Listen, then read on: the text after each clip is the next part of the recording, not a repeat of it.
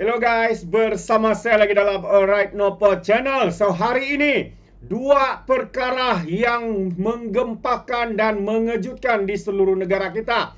Untuk yang pertamanya, dikatakan PAS telah merehatkan kaki penfitnah nombor 1 di negeri Perak. Tidak lain tidak bukan, yaitu Razman Zakaria. Jadi apa sebenarnya sahabat semua yang berlaku? Ramai rakyat hari ini tertanya-tanya dan mahu mendengar alasan daripada pemimpin-pemimpin PAS. Kenapakah Razman Zakaria ini dikatakan direhatkan?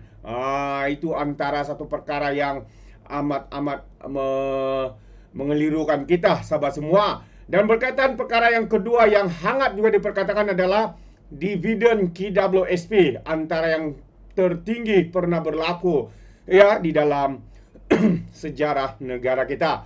Jadi untuk yang pertamanya, mau membawakan kenyataan media ini. Razman, foto Razman tanpa jawatan Pesuruhjaya PAS Perak menjadi tanda tanya.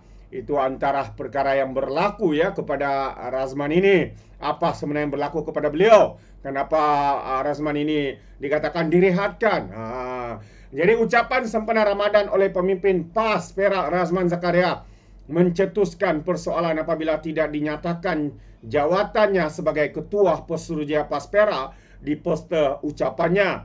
Dalam satu perkongsian di media sosial, poster Razman hanya menggunakan jawatannya sebagai Ketua Pembangkang DUN Perak, Adun Gunung Semanggul, dan Timbalan Pengurusi Perikatan Nasional Perak.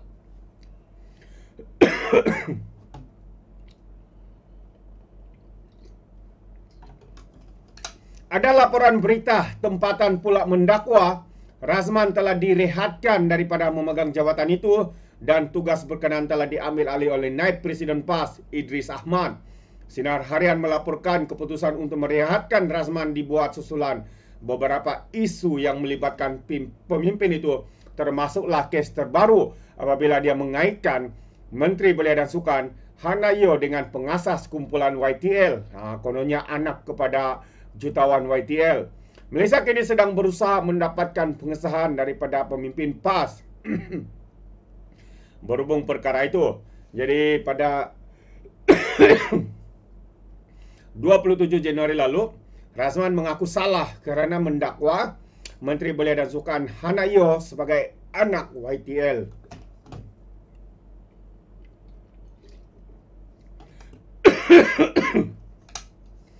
Dan antara kenyataan yang dibuat oleh Razman, katanya, saya mengakui kesilapan fakta tentang Hana dan Syarikat Gergasi YTL. Saya mengakui bahawa Hana tiada kaitan dengan tokoh korporat atau Syarikat YTL. Ia kesilapan petikan yang berlaku tanpa sengaja, katanya. Dengan kenyataan ini saya menyatakan kekesalan dan penyataan maaf kepada pihak YB Hana, katanya, dan YTL serta mana-mana pihak yang terkesan atau tersentuh dengan kenyataan atas kekeliruan fakta tersebut, katanya. Sementara itu, pemuda amanah Perak yang mengulas laporan media menyifatkan keputusan itu sebagai satu kejayaan buat rakyat negeri itu. Ketua Sayap Pemuda Parti Negeri itu, Khairul Najib Hasim, berkata, tindakan ini merupakan langkah pembersihan yang sudah lama dinantikan oleh rakyat Perak yang muak dengan politik fitnah. Sudah sekian lama PAS mendakwah menjadi parti yang memperjuangkan Islam, namun dalam masa yang sama membenarkan pemimpinnya berulang kali menfitnah orang lain tanpa rasa bersalah.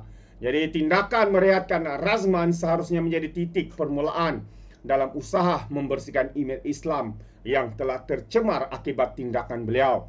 Jadi kita perlu ingat, dalam tempoh yang singkat beliau telah menfitnah Menteri Besar Perak dan Menteri Perumahan dan Kerajaan Tempatan Ngakoming, Menteri Besar Belia dan Sukan, Menteri Belia dan Sukan YB Hana. Dan ini bukanlah perilaku seorang pemimpin yang menjunjung nilai Islam, katanya dalam kenyataan. Itu baru-baru saja Desember, Januari dan juga Februari. Belum lagi kita lihat apa yang pernah dibuat fitnah-fitnah sebelum ini. Yang semuanya bermula beberapa puluhan tahun yang lalu, asik dengan fitnahnya, hasutannya dan sebagainya. Jadi kita mengharapkan kalau benarlah perkara ini, kita bersetuju ya supaya kaki penfitnah nombor 1 di Perak ini direhatkan atau kalau boleh dibuang sekali ya, kerana tidak ada gunanya ya kononnya ya, seorang pejuang Islam memakai serban, memakai tanda-tanda mereka sebagai orang yang berilmu, tapi akhirnya mereka hanya menjadi kaki penfitnah. Perkara kedua, dividen KWSP 6.3% tertinggi sejak 2017. Wow. Ini antara perkara yang memberikan kegembiraan ya kepada seluruh rakyat Malaysia. Agak tinggi ya. Ada yang sudah post di media sosial mengucapkan terima kasih kerana ya mendapat dividen sebanyak 6,000, 7,000, ada yang 10,000 ya. Mungkin simpanan mereka banyak, jadi besarlah dividen yang mereka dapat. Terbaik. Jadi sahabat semua, ini antara berita-berita gembira. Walaupun KWSP seringkali difitnah seperti Wee Ka Siong, Presiden MCA, katanya rugi 700 juta. Ya, lepas tu ahli parlimen Machang, orang yang terlebih bijaksana kerana membuat gesaan untuk cetak wang, juga turut menfitnah KWSP. Ya, kononnya penjualan ini membuatkan rugi dan sebagainya.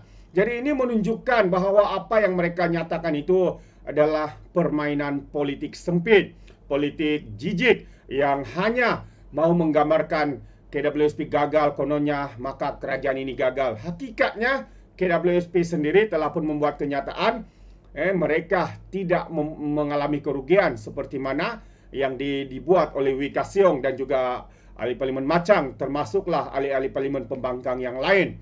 6.3% sahabat semua ya. Kadar dividen 6.3% yang diumumkan untuk simpanan konvensional dan simpanan syariah bagi tahun 2024 adalah yang tertinggi sejak tahun 2017, maafkan saya. Kata Ketua Pegawai Eksekutif CEO Lembaga Kumpulan Wang Simpanan Pekerja Ahmad Zulkarnain On. Beliau berkata antara faktor yang mendorong kadar dividen itu adalah pasaran ekuiti di Malaysia yang meningkat 12.7% serta pasaran ekuiti seluruh dunia yang naik 17%. Maka kadar pertumbuhan KDNK ya, Malaysia juga agak bagus dengan 5.1%. Jadi ini adalah faktor-faktor yang menyebabkan dividen KWSP naik daripada 5.5% pada tahun 2023 kepada 6.3% untuk tahun 2024, katanya kepada pemberita selepas membuat satu taklimat ya berkaitan dengan dividen di Shah Alam. Jadi pada hari ini KWSP mengumumkan dividen 6.30% bagi simpanan konvensional dan jumlah agihan 63.05 bilion ringgit dan 6.30% bagi simpanan syariah dengan jumlah agihan sebanyak 10.19 bilion ringgit. Jadi jumlah keseluruhan agihan bagi tahun 2024 adalah 73.24 bilion ringgit. Jadi kalau Wee Ka Siong, ahli parlimen Machang, mengatakan KWSP rugi, kenapa mereka boleh memberikan dividen yang begitu tinggi? Kenapa? Adakah jumlah pengiraan ataupun matematik Wee Ka Siong ini sudah gagal teruk sehingga tidak mengetahui ya ataupun tidak tidak dapat mengira secara rasional apa yang berlaku kepada pelaburan-pelaburan di dalam KWSP, satu yang amat-amat memalukan. Dividen KWSP cerminkan keyakinan pelabur terhadap dasar kerajaan madani.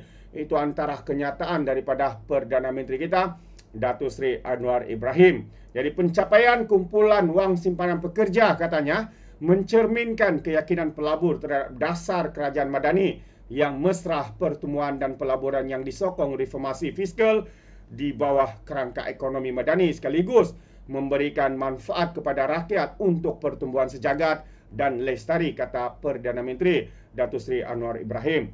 Seperti mana yang kita tahu, KWSP telah pun mengumumkan kadar dividennya, satu yang amat-amat mengejutkan kita.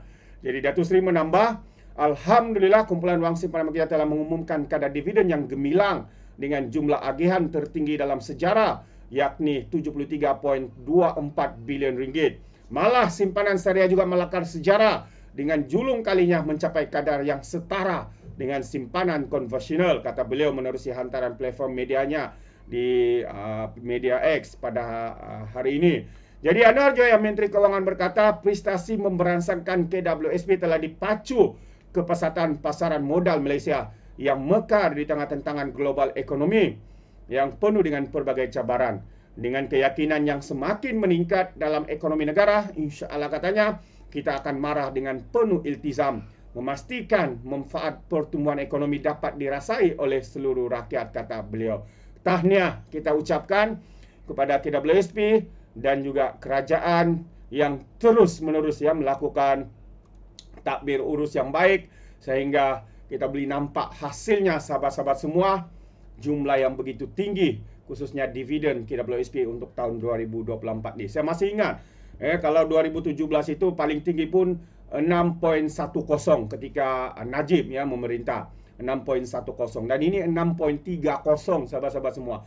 Memang antara yang tertinggi dalam sejarah Malaysia. Tahniah kita juga ucapkan kerana akhirnya dikatakan penfitnah nombor 1 di negeri Perak, Pesuruhjaya PAS Perak, bukan lagi lah kerana kan dikatakan beliau telah direhatkan menjadi Pesuruhjaya PAS Perak kerana mungkin sebabnya terlalu banyak menfitnah, lepas tu mohon maaf, menfitnah lagi, mohon maaf, menfitnah lagi dan mohon maaf. Jadi kita boleh nampak bagi mereka fitnah ini adalah amalan ya di dalam ajaran PAS. Jadi apa pandangan anda sahabat semua? Anda boleh berikan komen di dalam ruangan komen. Terima kasih. Izinkan saya untuk mengundurkan diri dan seperti biasa peribahasa mengatakan tak apa-apa kau dua tahun keinginan. Dalam bahasa Melayunya tepuk dadah tanya selera. Sekian je daripada Alright Nopa Channel. Sampai kita berjumpa lagi. Bye bye.